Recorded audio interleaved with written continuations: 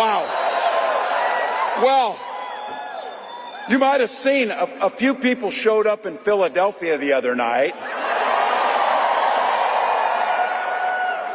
And then 10,000 plus walked into a field in western Wisconsin. And then on Wednesday, the largest crowd of the campaign showed up in Detroit, Michigan.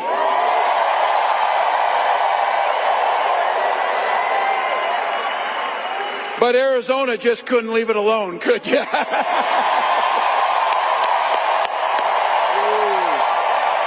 Wow.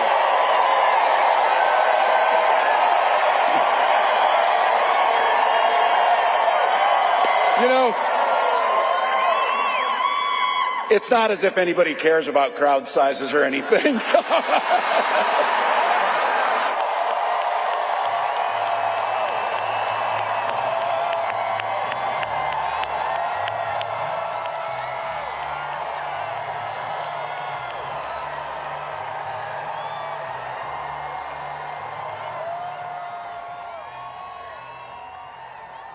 It's clear to see that the Harris campaign, especially Tim Walz and Kamala Harris herself, are kind of encouraged and enthused and energized, you know, as the attendance to their rallies begins to build momentum and more people are coming in. They previously had earlier in the week a few thousand people, then it was 10,000, then it was 12,000. And now in Arizona, they have about 20,000 people filled in the arena where they have this rally in Arizona. And you can see how they've, Tim Walz has mocked, you know, Trump. He's kind of impressed by the number of people who attended the rally, and he threw a jab at Trump. You know, you can say when he said something like, as if nobody cares about the crowd sizes, and the momentum is building up. I don't know what happens down the road, you know, closer to the election, about 87 days to the election.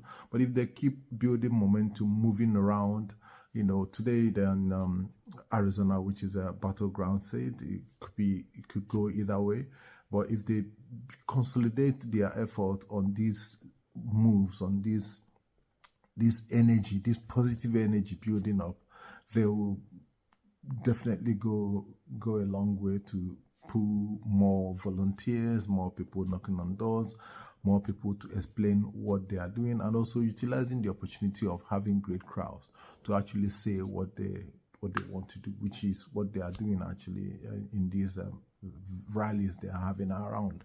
So it's interesting to see how this is building. It's interesting to see that more people are coming in. It's also interesting to see how Kamala is able to handle the chants, you know, kind of protest in the rallies.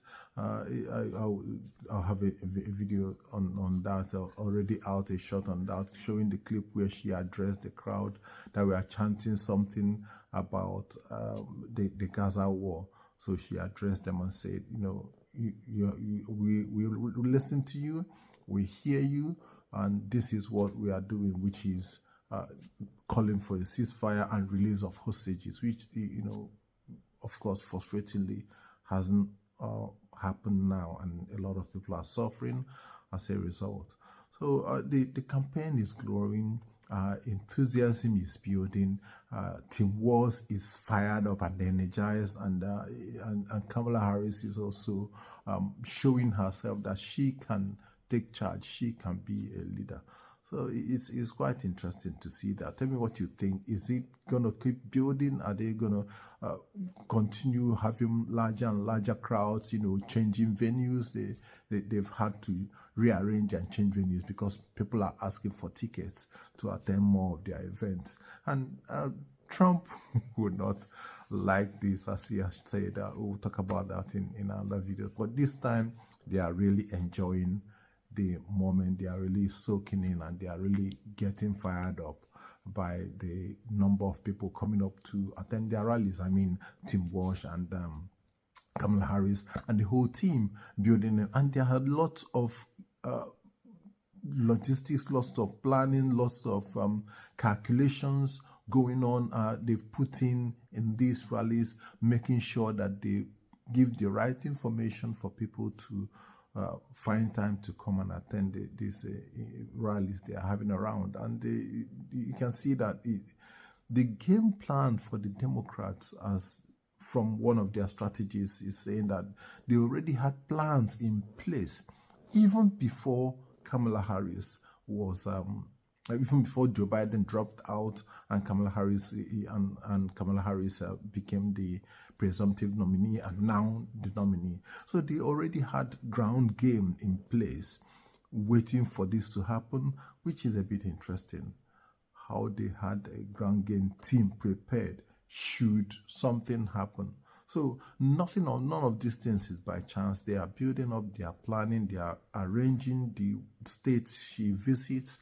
Probably she'll visit California maybe towards the end of the game or towards her end of her rally. It's interesting to see what happens there, whether they will use massive 100 or 1,000, capacity venue or something like that crazy, which I think she'll be able to feel. So tell me what you think. Is the momentum shifting, or has it already shifted away from Trump to Kamala Harris, which is the number one question? Is she gonna win Trump with the way things are going now? Cheers. See you in the next video. Bye.